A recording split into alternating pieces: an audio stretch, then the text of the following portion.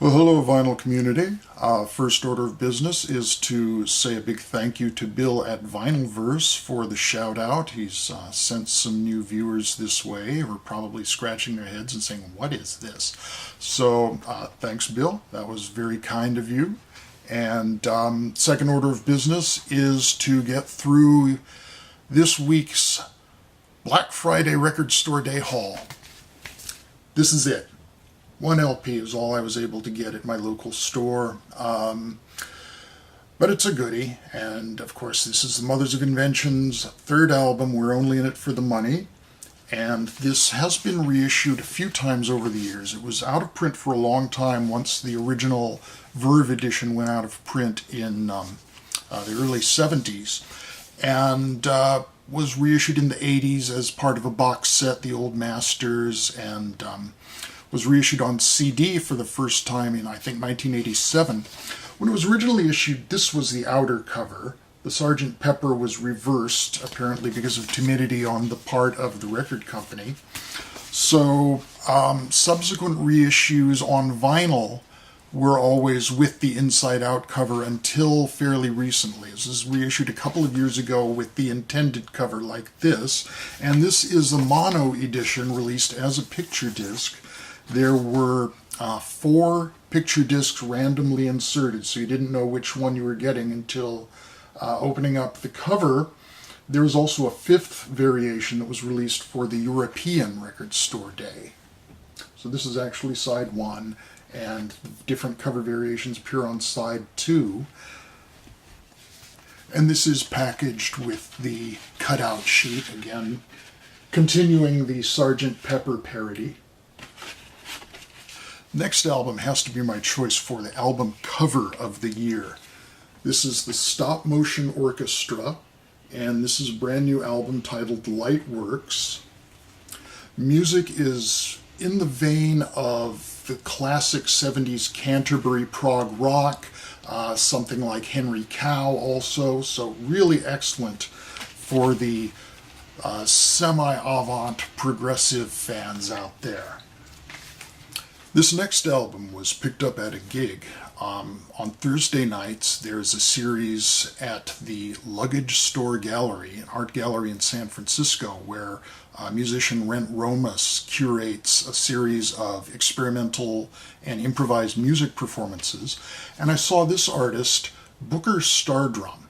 He played solo drum kit with electronics, and even the acoustic drums were triggering electronics. Even the hand percussion was being picked up by microphones and electronically altered.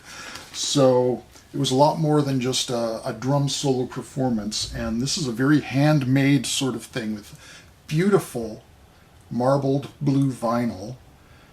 Limited edition number. This is number 90 of 350. And it comes with a download code, and what I mean by handmade is this is the cover. It's just a flap. So that's very cool, and I'm going to present just some samples of what that sounds like.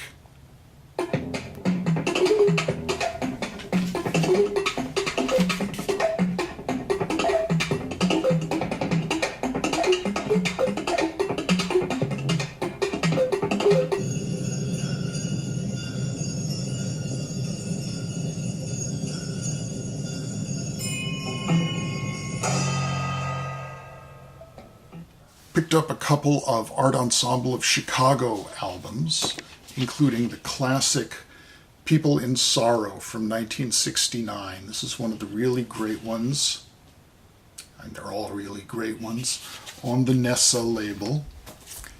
And I managed to score a sealed copy of this, so I was really pleased.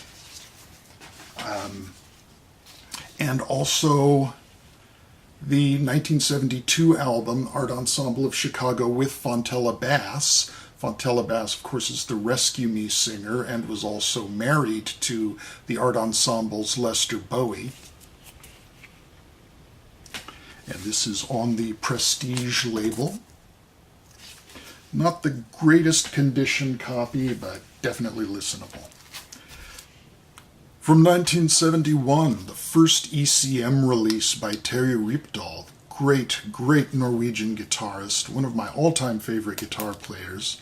And on this he's accompanied by Inger-Lise Rypdal on voice, Ekkehard Fintel on oboe and English horn, Jan Garbarek on tenor sax, flute and clarinet, Bobo Stenson on electric piano, Tom Halverson on electric piano, Errol Anderson on bass, Bjørnar Andresen on bass, electric bass, and Jon Christensen on percussion. And this has some very long, spacey pieces. Reminds me a bit of the more spacious side of what Miles Davis was doing in the 70s. Definitely not the kind of heavily percussive on-the-corner sound, but some of the more lengthy slipstream pieces. On the classical tip, Holst's Planets, conducted by Leopold Stokowski. And this is the version that I had. The original recording, I think, is from 1958. This one I associate with high school. It was the version that I got around the time I was graduating from high school. On the Seraphim label. And another classical piece, Luciano Berio, Epifanie and Folk Songs. And this is one that I picked up in the library in the 70s. And while I had it out, I taped the last piece of the Folk Songs suite because I thought it was so great. So for years, all I had of this was that cassette with the Azerbaijan love song sung by Kathy Berberian. So here's a little extract of that.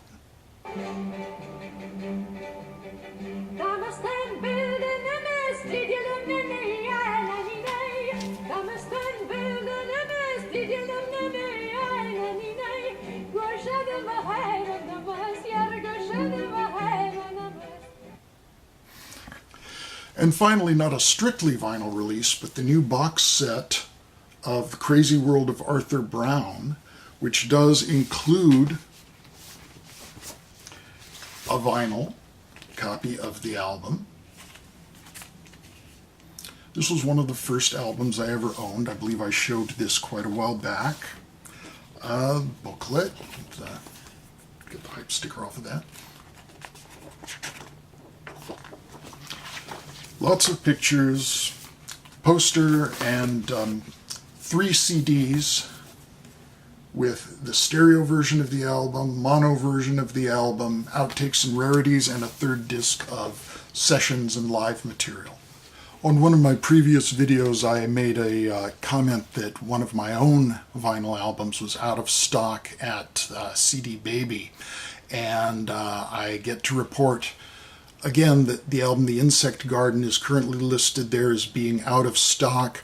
There is more on the way. It's not out of print. They will only take 1 copy at a time because it does sell so slowly, but this is a good excuse for me to plug the album. Sneaky. Well, that's it for now. Thanks very much for watching. Thanks again to Bill for the shout out, and I appreciate any comments you may have. Thank you, be well, and I'll talk with you again soon. Bye-bye for now.